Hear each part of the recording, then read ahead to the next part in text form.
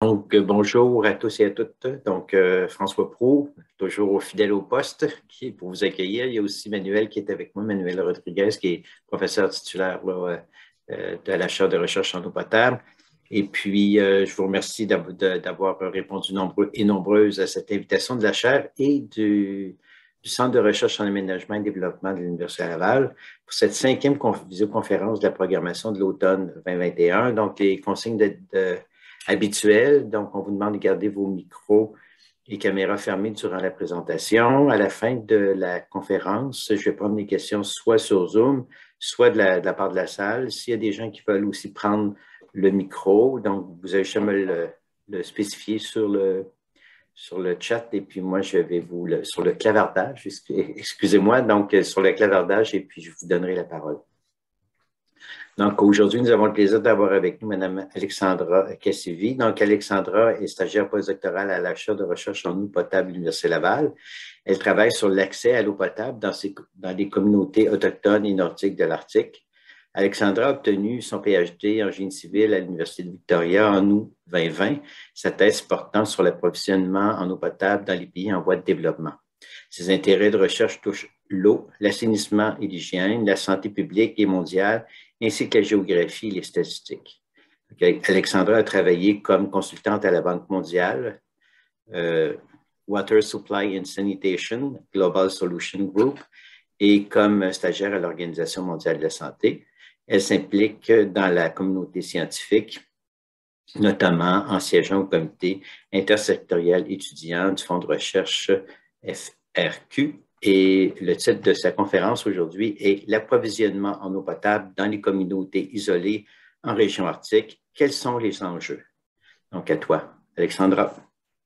Merci beaucoup. Merci pour la présentation, François. Je pense que là, il faut juste faut-il que ce soit moi qui apparaît dans le carré? Ou... Oui, moi, je vais disparaître en principe. OK. Je ferme ça? Ouais. C'est correct qu'on te voit. On te voit.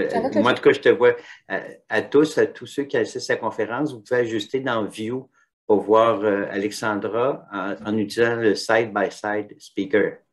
Donc, vous allez la voir du côté de sa présentation. OK. Bon, super. Bon, maintenant que les petits aspects technologiques sont réglés, bonjour, ça me fait vraiment plaisir pour les gens qui sont dans la salle, mais aussi pour les gens qui sont en ligne.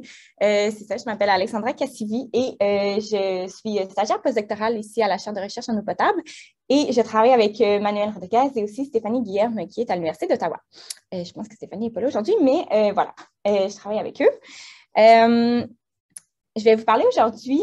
Je vais faire une petite présentation plus globale des différents enjeux qu'on retrouve au niveau de l'approvisionnement en eau potable dans les communautés isolées en région arctique. C'est une présentation qui reste encore assez globale parce que, bon, on est encore dans les débuts du projet. L'idée, c'est vraiment de donner un aperçu de qu'est-ce qui a été fait, qu'est-ce qui va être fait et, bon, pourquoi on fait ce qu'on fait aussi.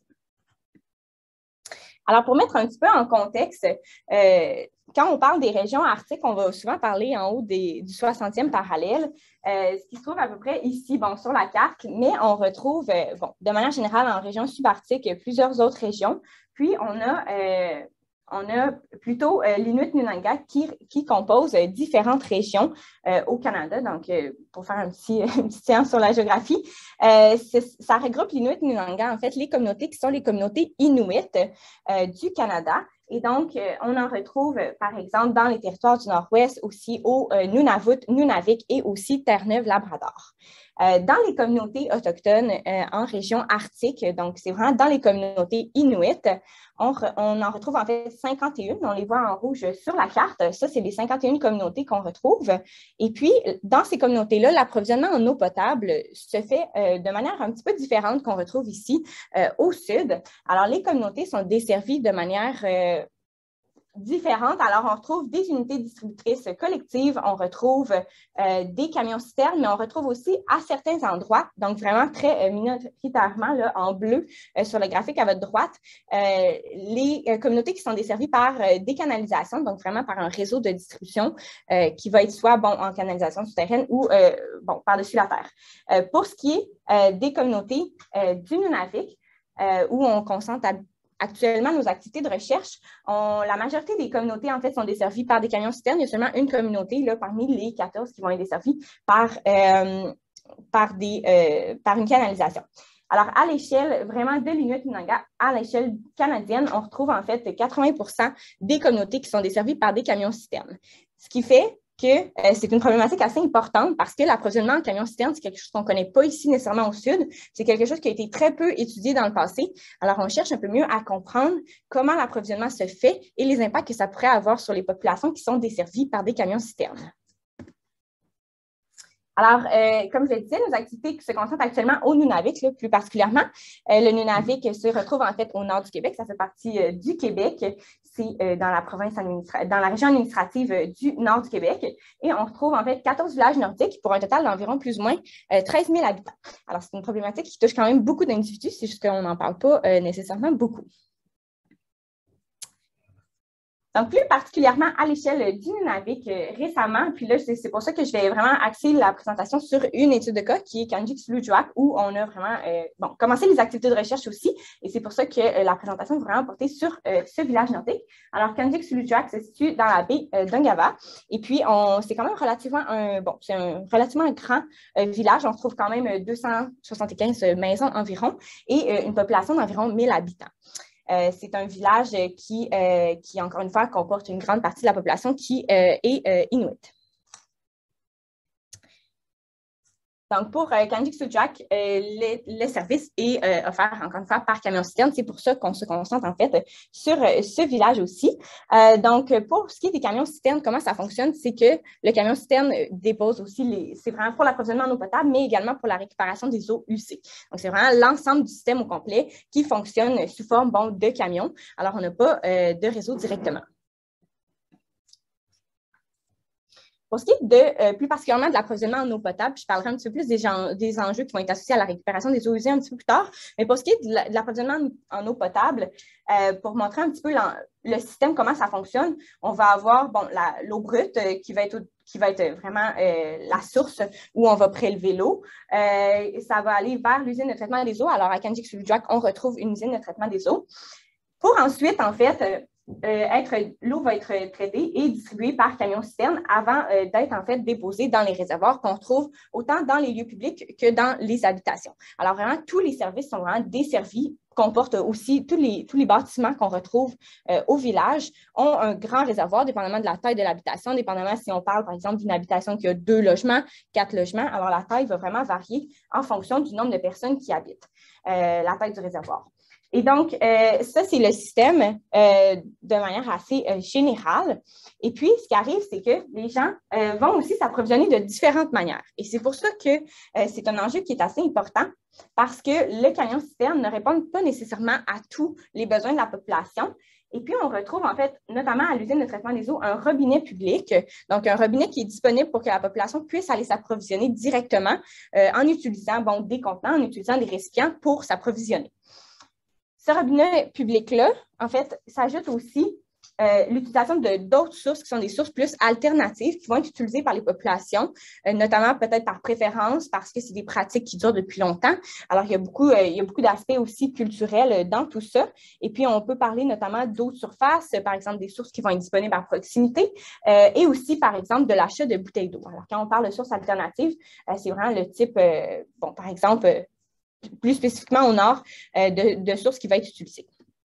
En fait, ça nous amène à parler de différents enjeux qui touchent notamment la production d'eau potable, la distribution aussi dans le réseau, parce que ça reste comme un réseau, même si ce n'est pas des canalisations, on parle encore quand même d'un système. On va avoir aussi des enjeux au niveau de l'entreposage et aussi au niveau des pratiques et des préférences des ménages, des habitations. Alors, quand on parle, par exemple, pratiques, préférences, là, on va avoir l'utilisation des sources alternatives, les robinets publics, comme je l'ai mentionné, mais tout ça va avoir un impact aussi sur l'eau qui est stockée à la maison, l'eau qui est gardée dans ces contenants-là à l'intérieur de la maison. Alors, on a encore un enjeu qui est plus au niveau de l'entreposage. On veut s'assurer que cette eau-là est sécuritaire. Alors, ça, c'est vraiment la grande image du système, de comment ça fonctionne et des enjeux qui pourraient être associés. Donc, l'enjeu principal est vraiment d'assurer un accès à adéquat, sécuritaire et suffisant à l'eau potable, donc vraiment de la source d'utilisation, donc vraiment de l'eau brute jusqu'au moment où les gens vont vraiment consommer l'eau, autant pour la consommation, pour l'eau boisson, mais aussi pour l'hygiène et pour les pratiques d'hygiène.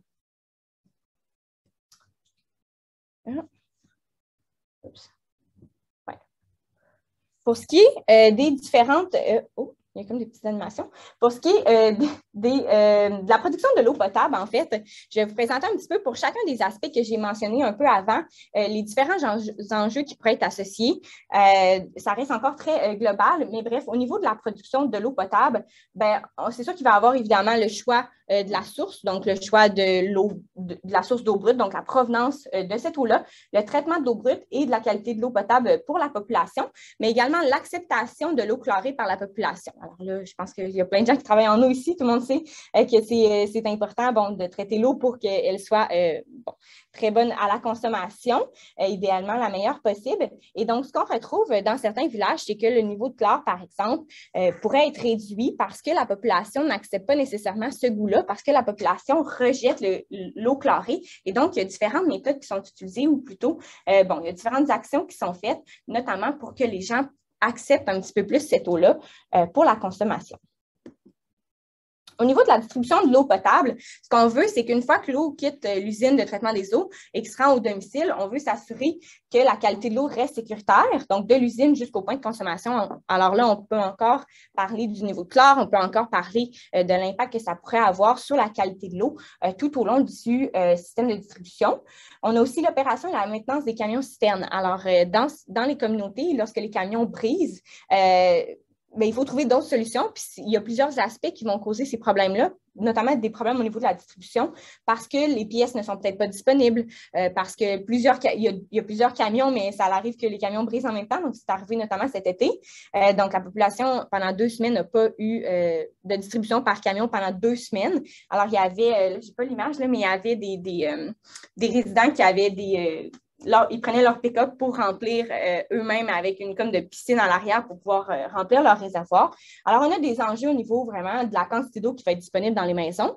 Là, vous pouvez imaginer que quand on manque d'eau aussi, bien, c'est qu'on manque d'eau pour la douche, on manque d'eau pour l'hygiène domestique et ça peut causer des problèmes assez importants au niveau de la santé.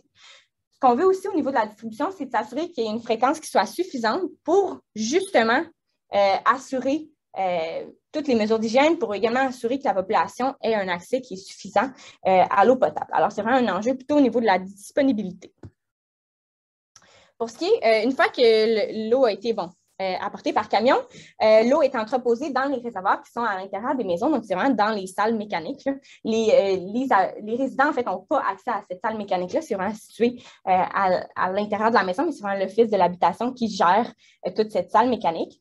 Et donc, ces réservoirs-là, dépendamment du type d'habitation, vont être partagés. Donc, si on a 4 habitations, par exemple, on va avoir un volume qui va être peut-être un peu différent, mais c'est assez fréquent que le volume soit trop bas et que les gens ne puissent plus en fait, utiliser l'eau parce que le volume est trop bas. Puis là, encore une fois, si on ramène aux enjeux associés un petit peu plus à la distribution, si le camion n'est pas passé dans la journée, s'il y a des bruits au niveau du camion, c'est sûr que la quantité va diminuer assez rapidement, puis on peut se retrouver dans une situation où on a un manque d'eau. Il y a aussi l'utilisation de l'eau du réservoir par la population. Alors, je l'ai mentionné à plusieurs reprises, tout ce qui est acceptation du goût du chlore. Est-ce que les gens consomment réellement cette eau-là? En fait, ça, c'est toutes des questions qu'on se pose et qu'on aimerait un peu répondre parce qu'on sait qu'il y a une certaine réticence et que les gens vont utiliser l'eau pour leur usage domestique, pas nécessairement pour la consommation. Ce qui arrive aussi au niveau des pratiques et préférences à cause notamment de la réticence et de la confiance envers le système en général de distribution. On va avoir recours à des sources d'eau qui sont alternatives, comme je le mentionnais tout à l'heure. Donc, là, il y a différents enjeux qui sont associés à ça, notamment de s'assurer que cette eau-là qui est utilisée, par exemple, ça, c'est une source alternative qui est située aux abords, en fait, d'une route. Et donc, les gens vont vraiment aller remplir leur contenant pour la consommation. C'est une eau qu'ils considèrent fresh water. Alors, c'est vraiment l'eau qui est la plus utilisée pour la consommation. Donc, ce qu'on veut s'assurer aussi, c'est que les contenants sont propres, que les gens, en fait, qu'il n'y ait pas, en fait, de la contamination post-collecte dans les contenants qui vont être utilisés par la population, puis s'assurer que cette eau-là soit relativement sécuritaire pour la consommation, surtout parce qu'elle est principalement utilisée pour la consommation. Alors, les objectifs, là, vraiment, là, c'était vraiment une présentation des enjeux vraiment assez globales. Mais bref, les objectifs du projet en soi sont vraiment de documenter ces enjeux-là, mais de mieux comprendre aussi pourquoi ces pratiques-là, pourquoi ces préférences, comment ça fonctionne dans les communautés, d'établir le portrait de la qualité de l'eau, vraiment du début jusqu'à la fin aussi, donc jusqu'au moment où l'eau va être consommée pour les différentes sources, encore une fois, d'identifier les sources de contamination, évaluer les risques à la santé humaine. Alors là, quand je parle de tous les contenants qui sont utilisés pour la collecte d'eau, c'est sûr qu'on veut s'assurer qu'au final, au moment où l'eau est consommée, qu'il n'y a pas eu de la contamination. Et d'élaborer un modèle de plan de gestion de la sécurité sanitaire de l'eau pour les communautés isolées. Alors vraiment, en vue de s'assurer d'une bonne qualité, là, vraiment du début à la fin, encore une fois. Donc, je vais présenter un petit peu, je n'aurai pas vraiment de résultats, mais je vais vous présenter un peu qu'est-ce qu'on a fait à Kanjik-Sudjak avec Christian, d'ailleurs, qui est ici dans la salle, et avec Anne aussi. Donc, on est allé au mois d'août-septembre, on vient tout juste de revenir, le temps va vraiment vite, mais on était là à la fin de l'été, puis on est resté pendant 4 semaines pour faire une grande et large campagne d'échantillonnage. Puis, c'est important de le mentionner, la contribution de tout le monde était vraiment très importante. Et puis, ce projet-là dans lequel je travaille s'inscrit de manière générale dans un plus grand projet qui touche beaucoup de gens, puis tout le monde a un peu ses aspects là-dedans. C'est super agréable et plaisant. Et donc, on a fait différentes choses. Alors, on a fait l'analyse de la qualité microbienne et chimique de l'eau. Les paramètres plutôt physico-chimiques, bactéries, sous-produits de la désinfection également, dans l'ensemble du réseau. Ça n'a pas marché, mais...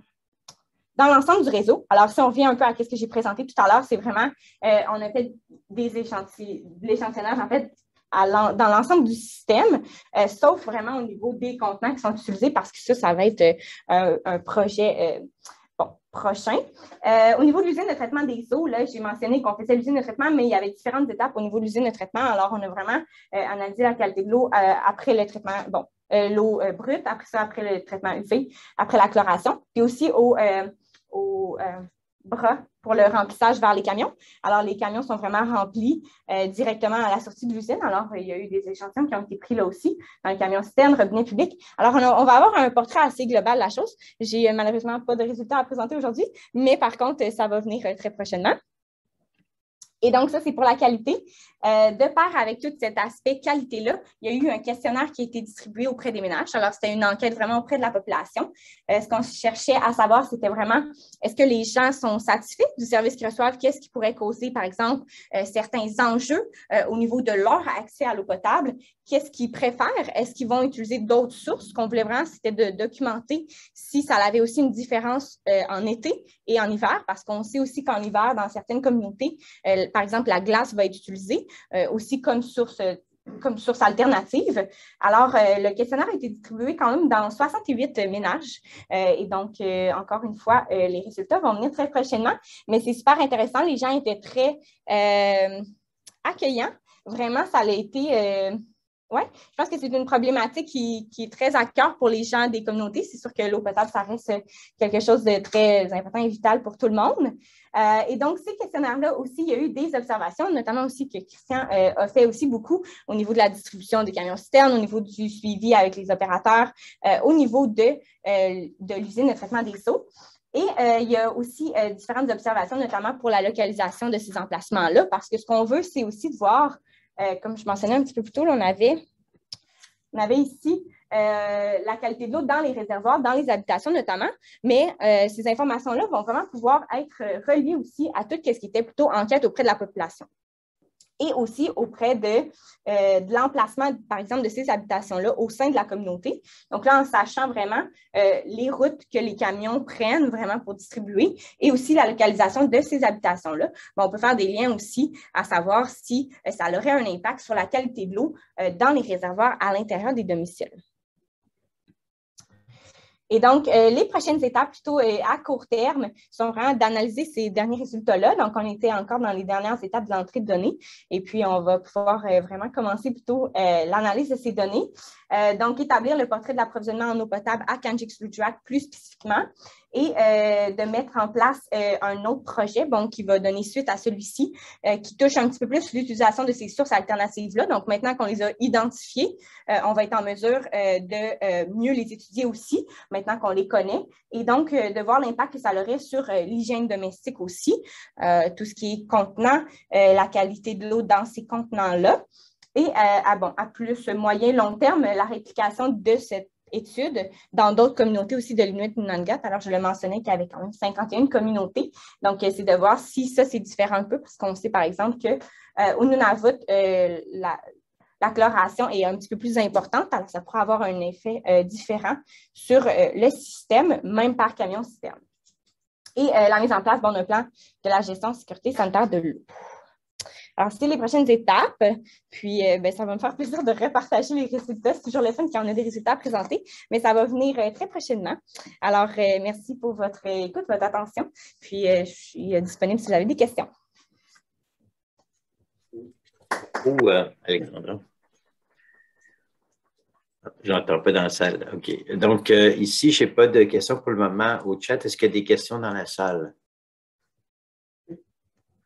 Oui. J'ai quelques questions, si c'est possible. Bon, merci pour la présentation. Bon, la première question, c'est tu dis qu'il y a des lieux on a distribution jusqu'à au cabinet public. Ah, bien, c'est correct, Manuel, attends. Le micro, il est là, oui. Moi, je ne le vois pas. OK, parfait. Je pense que ça marche. Ouais, ouais. Oui, ça marche. Il faut parler fort dans la salle dès qu'on vous entend. Très bien. Okay. Donc, tu sais qu'il y a une tête de traitement de l'eau. Il y a une distribution jusqu'à un robinet public, mais pas chez les personnes. C'est jusqu'à les robinets publics. Pourquoi est-ce que ce n'est pas possible d'amener jusqu'à les personnes, jusqu'à les maisons? Dans un système, par exemple, par canalisation. C'est ça? Oui. Bien, en fait, il y a beaucoup de... mettons que je vais retourner à la diapo ici, comme ça on le voit bien. En fait, c'est que, oui, il y a comme une canalisation qui est faite de l'eau brute jusqu'à l'usine de traitement des eaux. Ensuite de ça, le robinet public se retrouve vraiment à même l'usine. Alors, c'est vraiment dans l'usine. C'est vraiment dans l'usine. Même, il y a une petite sortie là, qui est à l'extérieur, mais généralement, les gens, des fois, rentrent dans l'usine aussi. Bref, ça, c'est au niveau du robinet public. Puis pourquoi il n'y en a pas? En fait, je pense qu'il y a des études en cours pour assurer qu'il y ait peut-être une canalisation qui soit faite, par exemple, entre l'usine et l'école et l'usine et le CLSC, par exemple, parce que c'est comme les lieux principaux. Pourquoi il n'y a pas de système? Bien, c'est sûr qu'il y a beaucoup... le Pergélisol joue pour quand même beaucoup aussi parce que c'est plus difficile au niveau du réseau. Ce n'est pas impossible, alors ce n'est pas la seule raison. Et évidemment, ce n'est pas la seule raison pour laquelle il n'y a pas de canalisation. On a posé la question, puis c'est d'ailleurs une question qu'on a posée là, dans le questionnaire, à savoir si les gens seraient intéressés à ce qu'il y ait un réseau de distribution par canalisation. Puis là, pour avoir rentré les données, assez surprenamment, je dirais que ça doit être à peu près moitié-moitié. Soit les gens sont contents ou non, ne sont pas intéressés à en avoir. Donc, ça reste comme des pratiques qui sont très culturelles aussi, puis les gens sont habitués d'aller chercher l'eau. Fait qu'il y a comme d'autres pratiques associées à ça. Fait que, ouais. Okay. Oui, par rapport aux sources alternatives qui te disent que c'est aussi populaire, tu sais, est-ce que la qualité de l'eau, tu penses, même si c'est bon là-bas, donc il n'y aurait pas problème d'utiliser des sources alternatives pour le temps. Je pense qu'ils l'ont fait comme ça fait longtemps. Oui, effectivement. En fait, on a analysé la source qui était sur le bord de l'aéroport que j'ai présentée tantôt. Je ne sais pas où ma souris. Donc ici, ceux-là, on les a testés. Donc, on va aussi avoir les résultats au niveau de la qualité de cette source qui est vraiment utilisée, puis c'est vraiment la favorite de tout le monde. Donc, c'est vraiment celle-là que les gens utilisent. Le problème, ce n'est pas nécessairement l'utilisation de cette source-là. Je pense qu'il y a un enjeu qui est plutôt autour des contenants qui sont utilisés, de la salubrité dans les domiciles. Donc, c'est pour ça qu'on veut en fait faire une deuxième partie qui est plutôt vraiment concentrée sur ces pratiques-là qui vont être à l'intérieur du domicile plutôt et où est-ce que les gens, parce que les gens vont vraiment collecter puis laisser ça sur leur comptoir. Puis c'est des relativement petites maisons, donc c'est sûr qu'il y a beaucoup, il pourrait y avoir potentiellement plusieurs sources de contamination qui se fait une fois que l'eau est collectée. Alors, ce n'est pas nécessairement la source, mais plutôt la pratique en général. Ouais. Dernière question. Oui. Est-ce que, oui, donc, la première diapositive tu as montré qu'il y avait quand même, pas beaucoup, mais des populations qui utilisaient des distribution collective des canalisations. Oui. Est-ce que vous avez analysé pourquoi dans cette population ça n'a pas marché? On peut utiliser ça et de l'autre côté, ce n'est pas possible. Au niveau des unités distributrices collectives, comment ça fonctionne? C'est que c'est vraiment qu'il y a un public tap qui est vraiment situé, par exemple, au centre du village. Ça pourrait être comme, par exemple, à Kanjik-Soudjak, sans les camions, que tout le monde doit aller, par exemple, à l'usine chercher l'eau. Alors, ces unités distributrices collectives-là sont dans 3 communautés qu'on retrouve. Puis, c'est que ça a été... en fait, vu que, par exemple, les traitements pourraient être différents, puis vu qu'on n'a pas nécessairement les camions citernes aussi dans le système, c'est vraiment juste l'unité, il y a eu un gros emphase, par exemple, c'est des communautés qui sont à Terre-Neuve, ces 3-là, qui a été mis sur le traitement de cette eau-là pour s'assurer que les gens continuent leur pratique qui est d'aller chercher de l'eau. Donc là, les gens continuent d'aller la chercher au niveau de l'unité distributrice collective, mais ça reste que la quantité d'eau qu'ils vont avoir accès est vraiment inférieure, étant donné qu'il n'y a même pas de réservoir à la maison pour l'eau.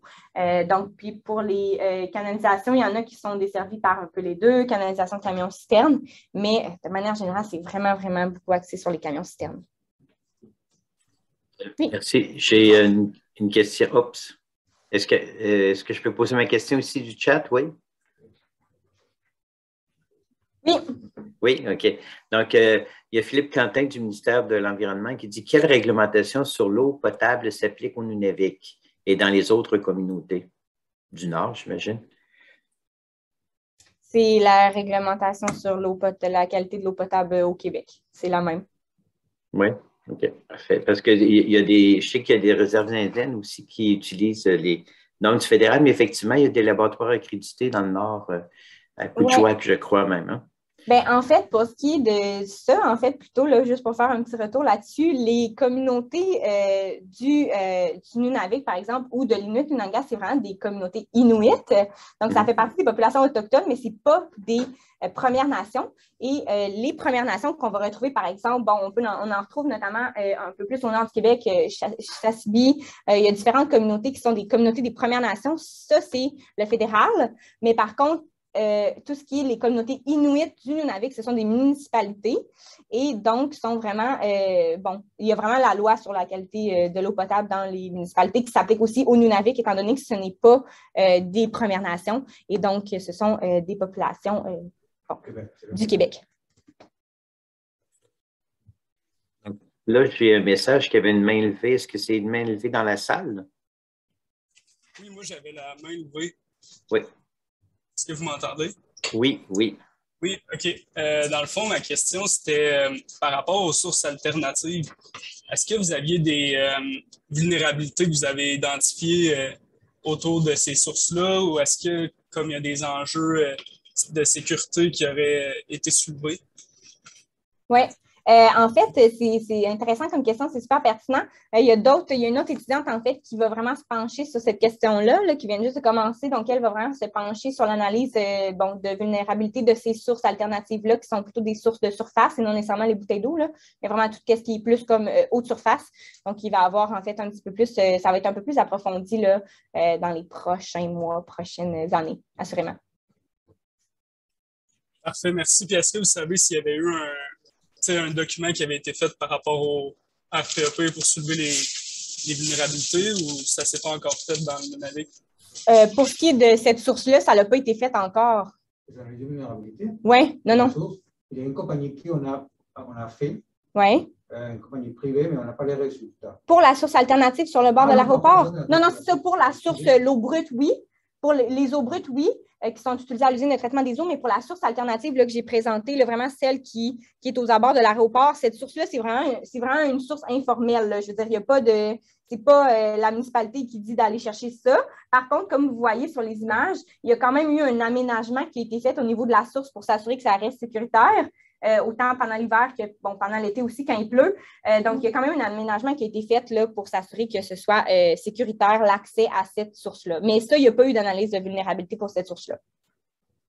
Oui, ma question n'était pas claire. Je n'ai pas précisé la source, mais je parlais de la source d'eau brute, mais c'est intéressant aussi d'en entendre sur OK, bien oui, pour la source d'eau brute, oui, pour la source d'eau brute, il y en a des analyses de vulnérabilité, je crois, qui ont déjà été faites là, au niveau de cette source-là. Par contre, il y a aussi, dans cette grosse partie du projet qui n'est pas nécessairement, exactement ce que j'ai présenté aujourd'hui, mais on a aussi fait une analyse de la qualité de l'eau de différents lacs qui se trouvent aux abords de la communauté. L'idée, c'était que, il va peut-être avoir besoin, comme la population est vraiment croissante, il va avoir besoin possiblement de nouvelles sources d'eau. Et donc, c'est sûr, on avait commencé un petit peu plus les études au niveau des différentes sources et dans la suite du projet, il va y avoir là, vraiment quelqu'un qui va vraiment plus se pencher sur la vulnérabilité de toutes ces sources, incluant celle-ci au bord de l'aéroport. C'est intéressant, merci. Merci. Là, je sais qu'il y a une question en salle de la part de Yanis. Après ça, on va passer aux questions du chat là, de Nicolas. Donc, en premier Yanis et ensuite Nicolas. Merci pour la présentation, Alexandre. Je me demandais justement par rapport à la source que vous avez suivie et aux autres au Nunavik, pourquoi est-ce qu'on traite l'eau? Comment on fait le design du traitement d'eau? C'est-à-dire quelles sont les problématiques qui sont identifiées pour faire ce traitement-là en fait? Au niveau de l'usine de traitement? Je vois qu'il y a plusieurs étapes. Oui. Ça veut dire qu'on a déjà un peu une idée de la contamination et c'est quoi les problématiques en fait qu'on connaît déjà à ce niveau-là pour justifier les différentes étapes qui ont été mises en place? Bien, en fait, là, c'est sûr que là, j'aurais pu faire un graphique plus approfondi au niveau de l'usine, mais quelque chose qui se passe quand même, c'est que j'ai dit qu'à la sortie de l'usine, il y a deux choses. Il y a les camions citernes, mais il y a aussi le robinet public qui est à la sortie. Le robinet public, en fait, ne va pas passer la chloration ni le loading arm parce que le robinet public est vraiment à même l'usine. Le robinet public a été rendu disponible parce que les gens n'aiment pas le goût du chlore. Et donc, les gens peuvent s'approvisionner, mais il y a eu quand même le traitement UV avant le robinet. Par contre, au niveau du camion citerne, c'est sûr que là, il y a le chlore, puis là, il y a la sortie. Donc, ces points-là ont été identifiés pour voir vraiment l'impact que ça avait, notamment parce qu'on a le robinet public qui est vraiment juste après le UV. Donc, on voulait voir c'est quoi l'impact, juste avec le UV, après le chlore, puis ça permet aussi d'évaluer c'est quoi le niveau de chlore qui est introduit.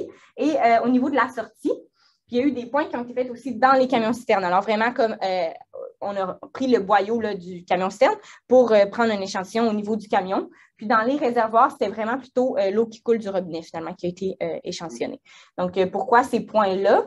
C'était parce que c'était les points, pour l'instant, qui faisaient le plus de sens là, dans la structure pour avoir l'ensemble du système. Donc, ça veut dire qu'en fait, on traite dans l'eau brute que le risque microbiologique. On suppose qu'il n'y a pas de risque chimique associé. Oui, c'est un peu ça. Oui. En fait, pour compléter, UV pour des infections primaires, chlore pour des infections secondaires. La qualité de l'eau à la source est très, très bonne par rapport à ce qu'on peut voir ici. C'est de l'eau très variable. C'est ça. Donc, il y a peu d'activités anthropiques qui peuvent influencer la qualité de l'eau. Puis, on les a toutes testées, là, les sources qui sont plutôt les lacs aux abords de la communauté, puis même E. coli, quasiment zéro, pratiquement tout le temps. Ça reste comme des sources qui sont très, très, très, très propres à la base. Mais c'est plutôt au niveau de la contamination qui pourrait se faire au niveau du camion citerne. C'est là que ça devient une problématique. C'est pour ça que le chlore est introduit. Mais quand je mentionnais tantôt les unités distributrices collectives, il y en a que c'est vraiment par osmose renversée. Puis, il y a vraiment des systèmes qui sont établis, justement, pour ne pas avoir à introduire le chlore parce que les gens n'aiment pas le goût du chlore. Donc là, ça dépend vraiment du type de système là, qui va être disponible. Et en termes de source, on parle que d'eau de surface ou il y a aussi les eaux souterraines? C'est juste les eaux de surface. Oui. Je ne sais pas si c'est comme ça dans toutes les communautés. Il me semble que la majorité des communautés sont approvisionnées par des eaux de surface, effectivement.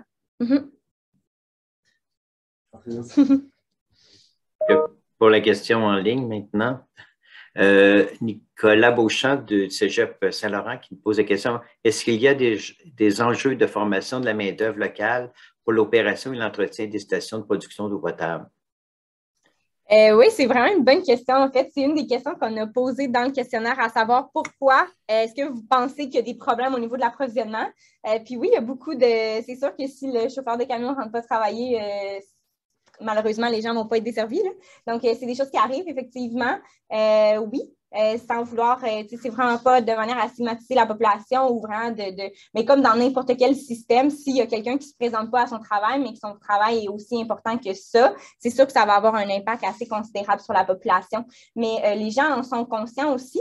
C'est pour ça que, en fait, le questionnaire avait été monté aussi avec les gens de la communauté, avec la municipalité directement. Donc, cette question-là avait été demandée par la municipalité de Kanjik-Sous-le-Juac pour vraiment voir et savoir qu'est-ce que la population pensait du système et qu'est-ce qui pouvait causer ces lacunes-là au niveau de la distribution. Donc, c'était un peu une petite question à savoir qu'est-ce que vous pensez de ça? Est-ce que c'est le manque de personnel? Est-ce que c'est le fait que les camions sont brisés? Qu'est-ce qui va causer un petit peu plus ces lacunes-là? Donc, c'est super intéressant. La municipalité était vraiment intéressée de savoir ce que la population pensait à ce sujet-là. Merci. Il y a une question en salle, je crois. Oui. Merci pour la présentation.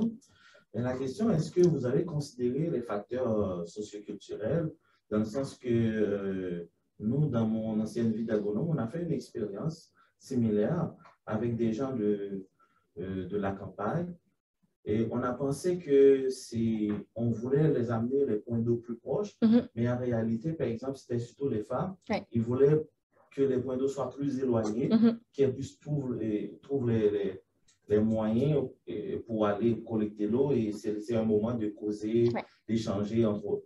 Mais est-ce que vous, dans l'expérience de terrain, là, vous avez considéré les facteurs socioculturels dans le sens que pourquoi les gens ils viennent plus dans le robinet? Est-ce que c'est juste le chlore ou bien c'est parce qu'ils veulent trouver un moyen pour se sociabiliser? Parce qu'il y a quand même du monde qui accepte l'eau du camion. En fait, c'est une très bonne question. Puis moi, en fait, j'ai travaillé au Malawi avant de commencer ce projet-là. Fait que j'ai présenté brièvement, François a présenté un peu mon parcours, là, mais je me suis vraiment concentrée sur ces questions-là de collecte d'eau, puis vraiment, qu'est-ce que ça avait comme impact sur la population, puis aussi pourquoi les gens allaient chercher dans une source versus une autre. C'est sûr que là, dans ce cas-là, la question culturelle est très, très importante parce qu'on le sait que d'apporter un robinet plus proche ne va pas nécessairement améliorer la quantité ni la qualité de l'eau qui va être disponible au sein des ménages. Par contre, la problématique s'applique un peu aussi au nord, mais c'est un peu de manière différente parce que au niveau, par exemple, de certaines communautés, plutôt, on pourrait dire en Afrique, on va avoir la collecte qui va se faire à pied aussi. C'est vraiment un moment plus pour la socialisation, effectivement. Puis, quand on retire ça, c'est sûr que ça a un gros impact sur la vie des gens. Par contre, au nord, les gens se déplacent en 4 roues ou en voiture là, pour aller chercher l'eau. Alors, c'est vraiment plus, c'est pas nécessairement, ça n'a pas le même impact au niveau culturel parce que les gens vont pas là pour socialiser. Puis, la majorité du temps, on voit les gens qui sont seuls vraiment pour aller chercher puis retournent chez eux. C'est vraiment plus une question qui préfère cette eau-là. Alors, quand on leur a demandé pourquoi vous utilisez, par exemple, la source au bord de l'aéroport, c'est vraiment parce que c'est appelle fresh water, qui est plutôt, c'est parce qu'il n'y a pas de mot en français pour le dire plutôt clairement, mais c'est que c'est de l'eau qui est juste, on ne peut pas dire au brut parce que ce n'est pas tout à fait ça, mais c'est vraiment plutôt le fait que pour eux, c'est l'eau qui est la plus pure. C'est vraiment l'eau la plus pure, donc c'est pour ça qu'il y a une utilisation qui est plus importante au niveau de cette source alternative-là. Alors oui, il y a un aspect quand même culturel, il y a un aspect aussi historique dans tout ça, donc ça ne fait pas très longtemps que les communautés du Nunavik, par exemple, habitent dans des maisons, donc ça reste quand même, il y a beaucoup d'adaptations qui est faite à ce niveau-là, puis il y a des pratiques qui demeurent, puis c'est des choses qui sont pas, le but, c'est pas de changer ces pratiques-là nécessairement, mais plutôt de s'assurer que la population soit en sécurité quand même, puis que la contamination ne se fait pas là, une fois rendue à la maison. Donc, c'est vraiment plutôt ça l'objectif du projet, sans nécessairement rentrer dans « il faut changer ces pratiques-là » parce que changer des pratiques, c'est très difficile, puis le but, ce n'est pas nécessairement de les changer, mais plutôt de s'assurer qu'ils sont sécuritaires. Ici, j'ai dans le clavardage, il y a Guillaume Bédard de CNG, donc je ne sais pas ce que ça veut dire CNG, qui dit, en fait, c'est une remarque, là, il y a un désir de l'administration régionale de Kativik de commencer à construire des réseaux de distribution, beaucoup d'enjeux au niveau des coûts et de l'entretien, donc risque de gel, bris, etc. Donc, c'est en complément à la première question qui t'a été posée par Andrés, je crois. Il y a Philippe Quentin qui revient là, sur la réglementation. Donc, réglementation ailleurs qu'au Québec. Donc, je ne comprends pas trop la question de Philippe. J'imagine qu'il parle quand on est en dehors du Québec.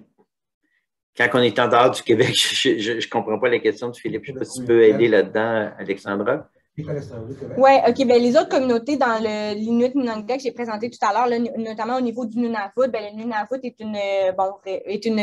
est un territoire en soi. Là, donc, eux administrent vraiment leur gestion. C'est une gestion qui va être différente, par exemple, des autres. Mais comme les communautés Inuit font vraiment partie de leur province, c'est vraiment le provincial qui s'occupe des communautés aussi au Terre-Neuve-Labrador. Par contre, c'est très différent, encore une fois, de tout ce qui est Première Nation contamination et toutes les différences qui vont être associées à l'approvisionnement en eau potable dans les communautés autochtones des Premières Nations, parce que là, c'est vraiment le fédéral. Et c'est juste de se rappeler que les Inuits ne font pas partie des Premières Nations, donc c'est deux choses différentes.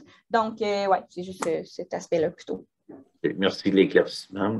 Puis pour juste répondre à l'autre question qu'il y avait avant, là, plutôt sur la remarque qui avait été faite sur les camions, sur le désir là, de l'administration régionale de Kativik de aussi offrir des canalisations. Il y a aussi l'aspect que dans certaines communautés, on retrouve et des canalisations et des camions-citernes parce que justement, s'il y a un bris qui arrive, c'est sûr que là, on n'a pas le moyen. Puis aussi, il ne faut pas oublier que c'est relativement loin. Donc, pour envoyer aussi le matériel nécessaire pour réparer ces infrastructures-là, bien, ça demande aussi une certaine gestion. Et donc, c'est pour ça que la canalisation là, demeure quand même un gros, c'est un gros projet.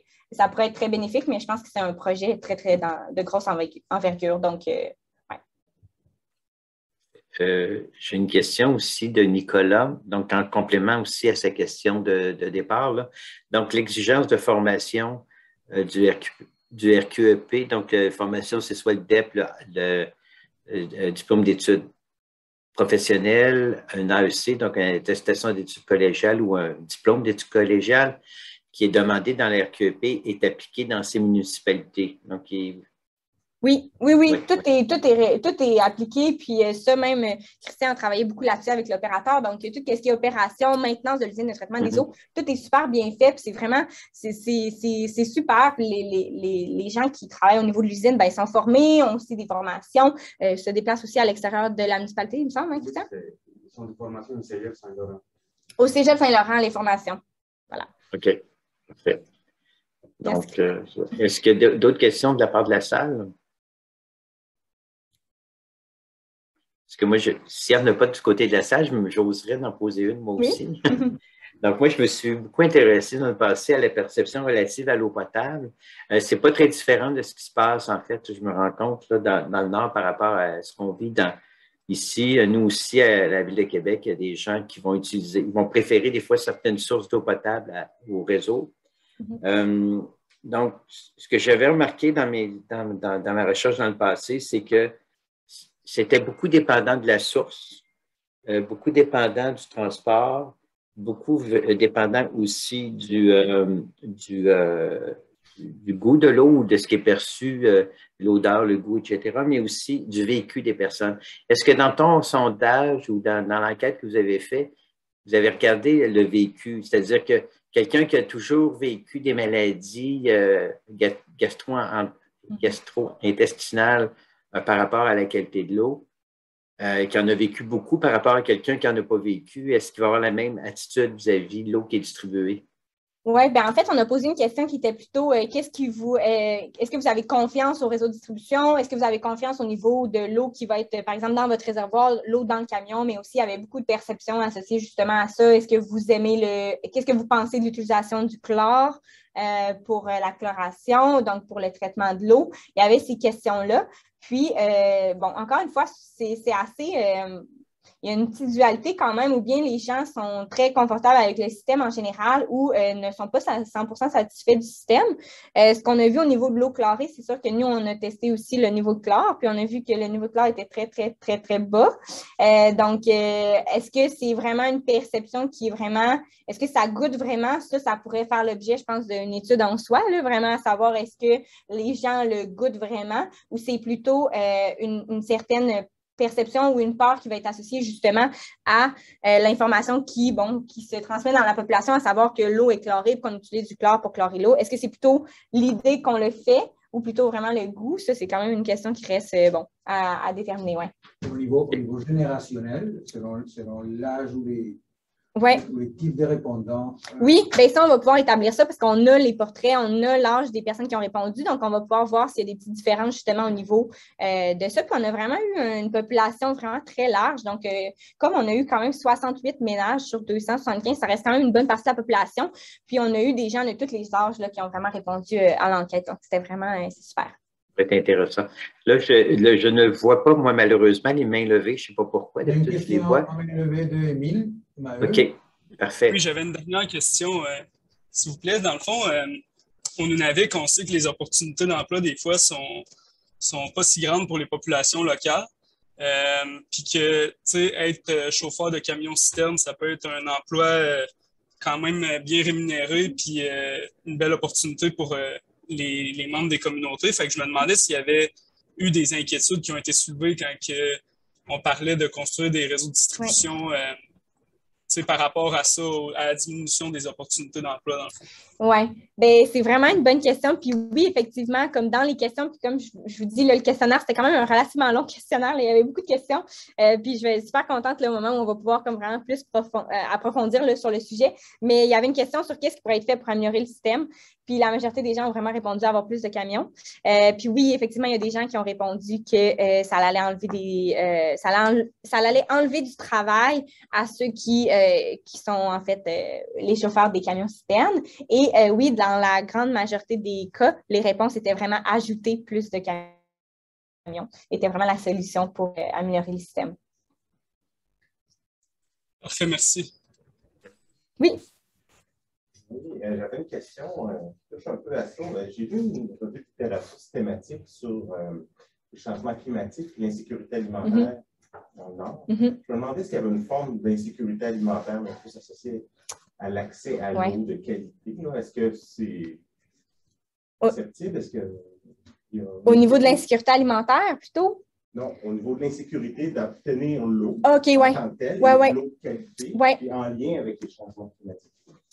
Bien, c'est sûr que là, il y a plusieurs sources d'eau de surface. Fait que de manière générale, ça ne devrait pas être le problème. C'est plutôt au niveau de qu'est-ce qu'on fait avec une fois qu'on l'utilise. Mais oui, au niveau des changements climatiques, oui, parce que là, on sait qu'il y a quelques personnes qui vont utiliser, par exemple, la glace en hiver pour s'approvisionner. On sait, par exemple, que la source qui est aux abords de l'aéroport, bien, on sait que l'hiver est un peu plus gelé. Donc là, ça pourrait avoir des impacts différents. Puis on ne sait pas cette source-là. En fait, c'est ça qu'on est en train d'étudier quand on va faire l'analyse de vulnérabilité, à savoir si cette source-là va durer. On ne sait pas, comme la provenance de cette source-là reste assez... ça fait des années et des années que les gens l'utilisent, ça fait comme des générations, mais on ne sait pas. Peut-être que du jour au lendemain, elle pourrait arrêter de couler. Là. C'est sûr que là, si ça arrive, bon, qu'est-ce qu'on fait? Qu'est-ce que les gens vont faire? Comment ils vont s'approvisionner? Donc oui, il pourrait y avoir une certaine forme d'insécurité associée à ça. Des insécurités de chercheurs, mais dans la population. Bien, dans la population, de ne pas utiliser cette eau-là, ça reste comme une grande... Parce que pour eux, c'est l'eau qu'ils utilisent depuis des générations. Fait que si cette source-là arrête de fonctionner, ne coule plus, c'est sûr que là, les gens vont devoir se revirer vers d'autres solutions. Ça fait des générations qu'elle est utilisée. Fait que ça reste un gros morceau dans tout ce qui est insécurité. Ouais. Parce que même s'il y a eu des camions citernes, même s'il y avait des canalisations, les gens iraient la chercher. Ça, c'est sûr.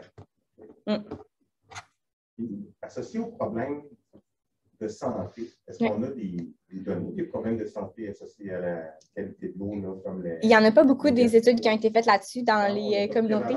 Il y en a pas beaucoup. Puis en fait, ce qui arrive, c'est que même nous, quand on est arrivé, on nous a dit, oui, il y a beaucoup de gens qui ont été malades dans les dernières semaines. Bon, il y avait aussi le fait que l'eau, elle avait arrêté. Donc là, on avait 2 semaines sans distribution, donc l'hygiène.